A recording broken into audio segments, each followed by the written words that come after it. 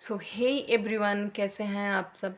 तो आप सब के साथ मैं एक कहानी शेयर करना चाहती हूँ। वो है मुंशी प्रेमचंद्र जी द्वारा लिखित पूस की रात, जो मेरी पसंदीदा कहानियों में से एक है।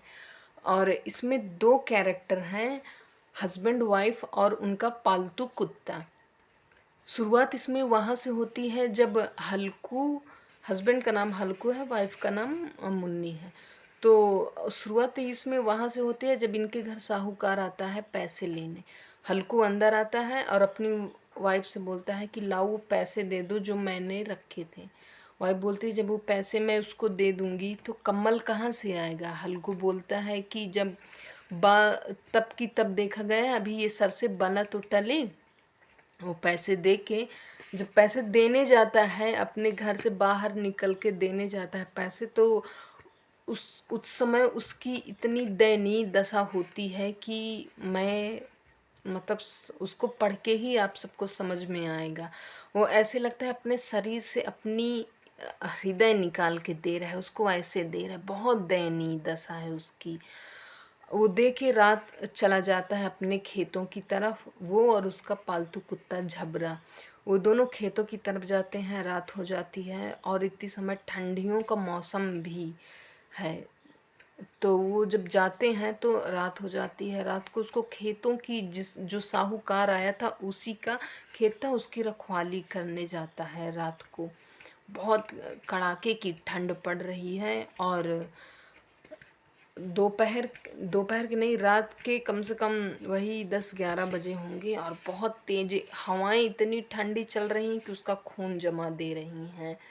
और वो कभी इधर लेटता कभी उधर लेटता। जब उसको नींद ना आया तो वो अपनी कुटिया से थोड़ी दूर आमों का बगीचा था, वहाँ गया, पत्तियाँ इकट्ठा किया और उनको जला के वहीं पे बैठ गया। आग सेकने लगा, अपने शरीर को गर्माहट देने लगा। इतने में झबरा उसका आता है उसके सामने,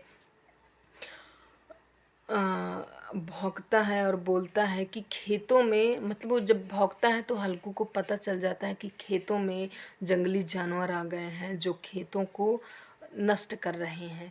लेकिन आलस से इतना ज़्यादा था कि वो उठ ना सका और सारा खेत जो है उसका तहस नहस जंगली लील गायों ने जो कर दिया वो पूछिए ही नहीं।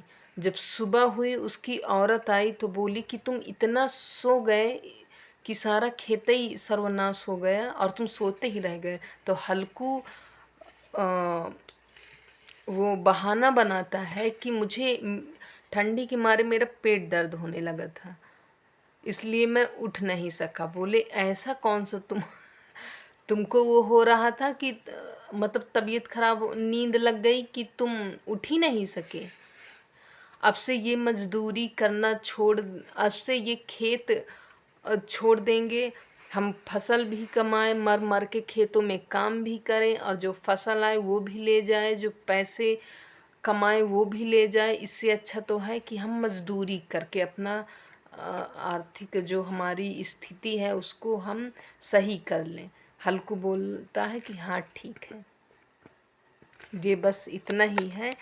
और इसमें ये दिखाया गया है कि जो मज़दूर लोग होते हैं उनकी दयनीय दशा बहुत ही कमज़ोर रहती है। इसमें मैं एक मुंशी प्रेमचंद्र जी के भी विषय में बताऊंगी। उसमें लिखा भी है कि उन मुंशी प्रेमचंद्र जी को अक्सर जो मज़दूर थे या जो मतलब बहुत जिनकी दयनीय दशा सही नहीं थी, तो जो उनको कोर्ट के लिए पैसे मिला करते थे वो पैसे वो 2 बार मज़दूरों में बांट देते थे, जिनको एक वक्त की रोटी भी नसीब नहीं होती थी। इसलिए उन्होंने ज़्यादातर अपनी कहानियाँ या ज़्यादातर उपन्यास ऐसे ही गरीबों के ऊपर लिखा है। सो नमस्ते। आई होप आप सबको मेरी कहानी, मतलब मेरी कहानी नहीं, अच्छी लगी होगी मेरे द्वारा। सो मिलते हैं नेक्स्ट वीडियो में, तब तक के लिए बाय बाय।